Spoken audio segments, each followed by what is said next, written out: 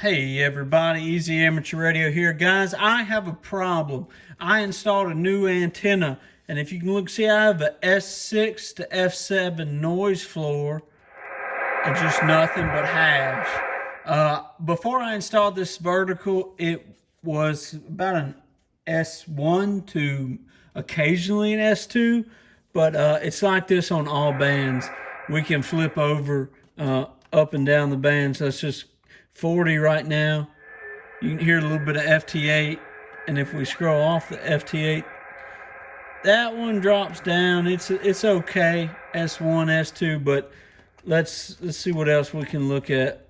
We'll go, let's just try 10 meters. We'll get off the FT8 frequency, and S5, S6.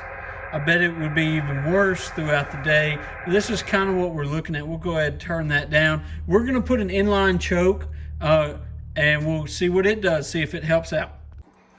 So what we're installing today is from Palomar Engineering's. It is the JC1 and what this is made to do is made to choke out some common mode current, and along with some noise that the coax picks up down the line. Now this radio, that 857, has a pretty long line of coax, probably 75 feet, ran throughout the shop and out to the antenna.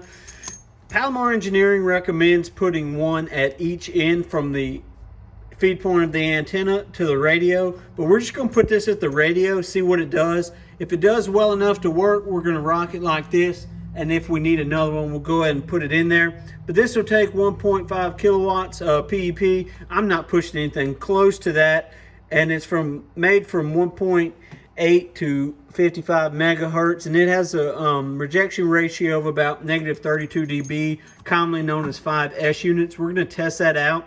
I like the 857 because it'll tell me what the S units are, and we don't have to just judge off the meter. You'll see us make a contact in a minute, and you can see the difference. And I click on the DSP and the digital noise reduction just to kind of show you the difference that makes versus what just the jumper made. So this is pretty good. The peak of the reduction is somewhere in the neighborhood around the somewhere in the neighborhood of 10 kilohertz, excuse me, 10 megahertz, somewhere in there. But yeah, I've used these before just at the radio. We're gonna see if we can't solve the problem just at the radio. Then if we need to go outside with one, we will. Let's check it out. Kilo India 5 Whiskey Echo Sierra. Okay, got it that time. Kilo India 5 Whiskey Echo Sierra. You're about a 5-5 here into Park US 18904. Yeah, roger that, my friend. I have you a 5959 on the meter down here in Lima Alpha, Louisiana. Thanks for being out there. Okay, got it. Thanks for Louisiana. Appreciate it. 73. This is K4EAK. Park's on the air.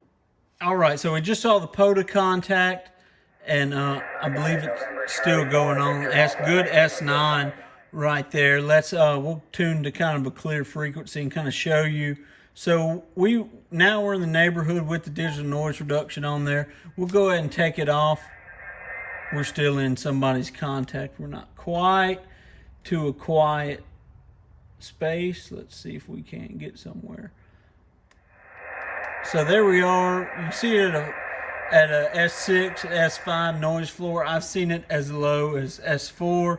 Just playing around, tooling around the bands. I'll take that with a little bit extra help. We'll turn on that digital noise reduction, take some of that noise out. You saw me do that in the POTA contact. We'll jump around. Let's see what some other bands kind of show us. All right, so here you go. An S0 noise floor on 40 meters. That's what I'm talking about. That's what you want. And there you saw it climb up for the FT8 frequency. So there you go. You see it jump up like that. So it works great. Let's go to 10 meters and see what that does. So 10 meters, we'll get to kind of a clear frequency. I don't know if it's the lights that are causing the problem that in the shop, just a long run of coax, any of my computer stuff. Let's see, let's just try it right there. Not much going on. You can kind of hear some funk in there, we'll say, upper sideband. You know, S5 to S6, there it went S4. I'll take it.